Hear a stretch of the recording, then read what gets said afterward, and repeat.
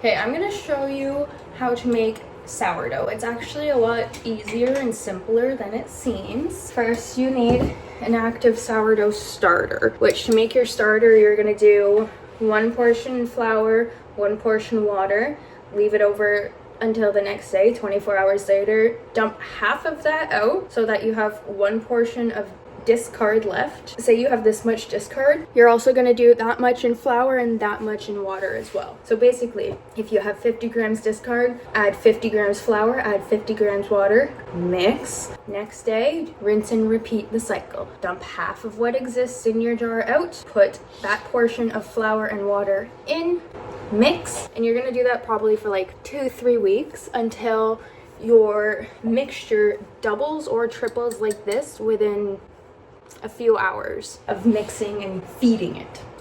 So I'm gonna do 1.5 cups of water in my bowl. And then I'm gonna add about 100 grams of my starter into my water and mix it together. I know it's ready and active enough because my starter is floating. So here's what it looks like when it's all mixed in. It's nice and foamy and fluffy and it's got bubbles. And now I'm going to add 500 grams of flour. Doesn't really matter what kind of flour you use. You can use bread flour, you can use rye flour. Use whatever flour you want, really. I'm going to use probably just normal plain white flour. I did get bread flour earlier, but I'm not done with all-purpose yet, so I'm gonna use all-purpose.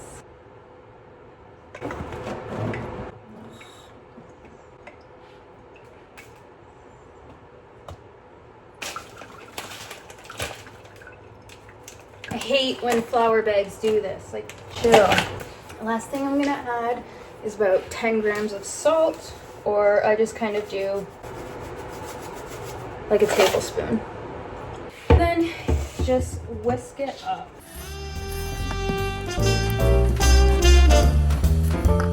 Just keep mixing.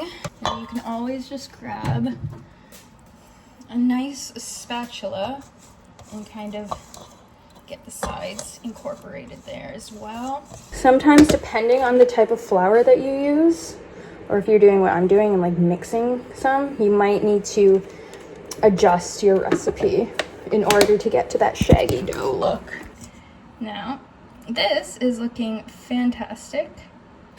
Now that I've got my dough to a spot where I like it, I'm just going to cover it with a towel, and then we will stretch and fold in 30 minutes. While we wait on the dough, we are just gonna quickly feed the starter that we use because we took some, so we should put some back. I'm just gonna feed it with around 80. And like I was kind of talking about before, the bread flour, well, this specific bread flour, it's a very, very fine flour, so I don't think it needs as much liquid or as much water when it comes to feeding, but you can use your own discretion as you see fit, I guess. As for the water that you use, it really does depend on where you live and the quality of your water. I've seen people use like bottled water.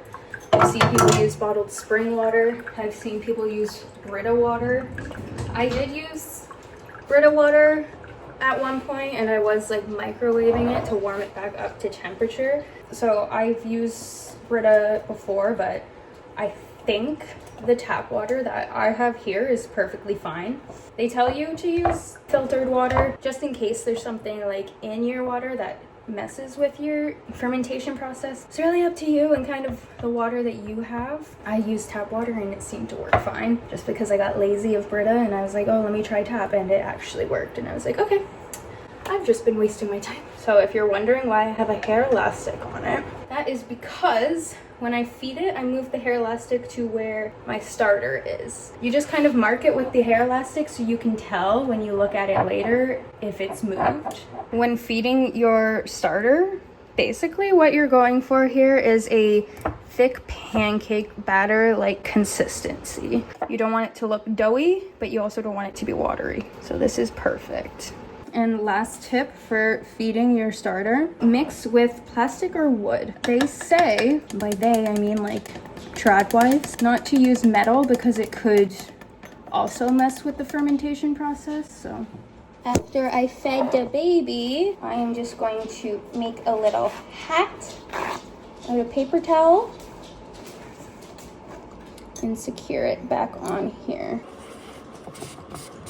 Now, if you do notice that your starter is taking a while to ferment, you can always put it in your oven with the light on.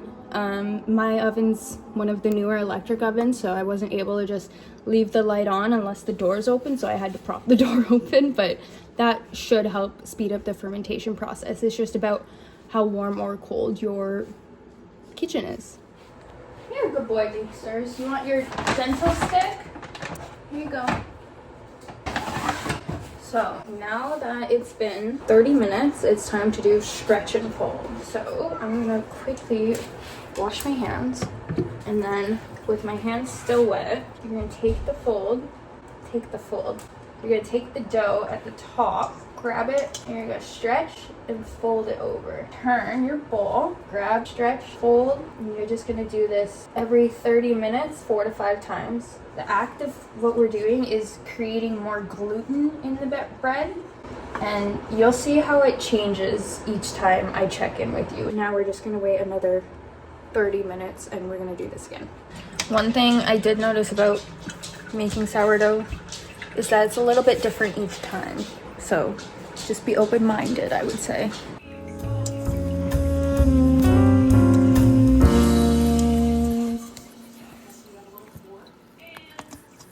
Okay, now that I have done my 5 stretch and folds, I'm gonna wait until my dough doubles. So that could take like 30 minutes, it could take a couple hours. You just have to keep checking on it.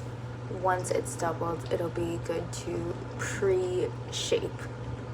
It was a little bit loose, so I did another stretch and fold, and now I'm just gonna let it finish bulk fermenting in the fridge, and then in the morning I'll check in. Okay, good morning. 12 hours that this has been in the fridge fermenting, raised by about 50%, I'd say. So now I'm going to put it into a different clean bowl just for my sanity. Proof it, but first I'm going to try to form it. You're going to use your counter, so hopefully it's clean, and spread some flour over it so that when you put your dough down it won't stick. You're just going to get a nice big area here. Ready? And then you want this to naturally fall out, but you can always help it if you need to.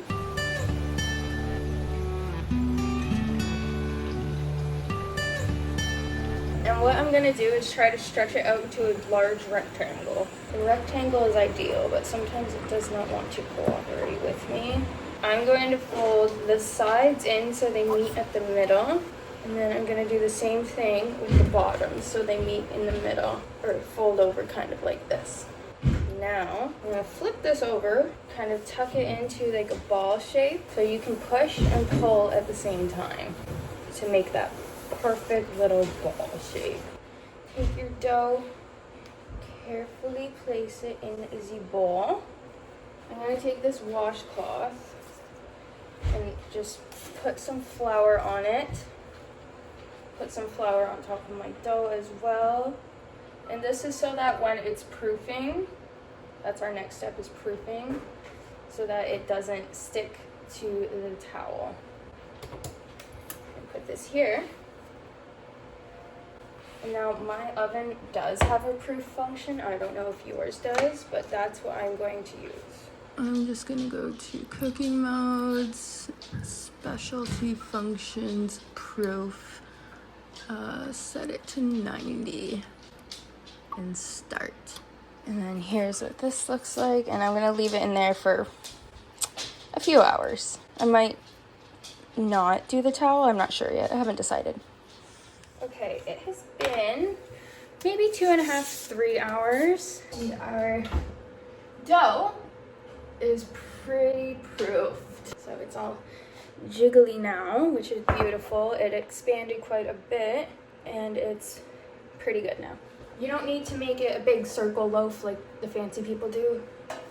A loaf pan is perfectly fine. And I'm going to preheat this in the oven while the oven preheats to 450. And then really quickly, I'm just going to shape this again one last time. It's beautiful. Oh, that is some good looking dough. And this is where I'm going to do my final forming. So I'm going to make sure it's all put back together. And I'm just going to try to shape it sort of like my loaf pan is shaped. So fold it over. I'm just going to fold this over here. Tuck in my bottoms.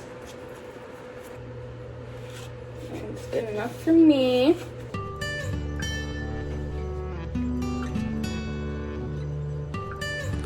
Okay, there's about 15 minutes left, so I'm slowly gonna let some of this heat out.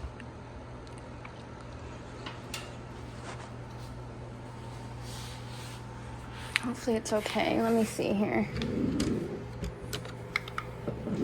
I'm gonna grab the pan that I put there.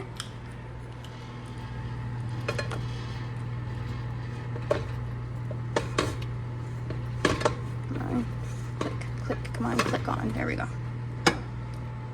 Ooh. It's risen. Now we're just going to get the crust a little bit crusty. And then it should be good. That's all just flour, so don't worry. And because my knife isn't sharp enough, the scoring is quite a mess, but it's all good.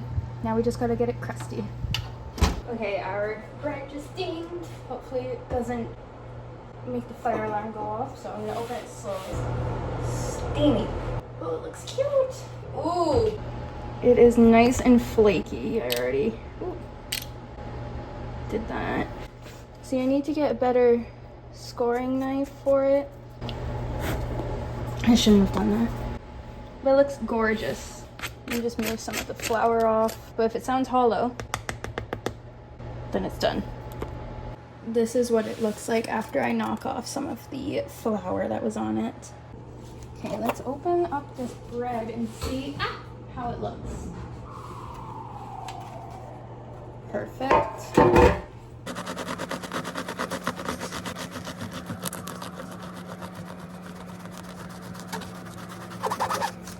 Oh, that's beautiful. Taste test.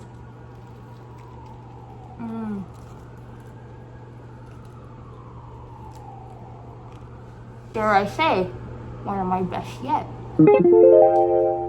It's hot. Okay, still good.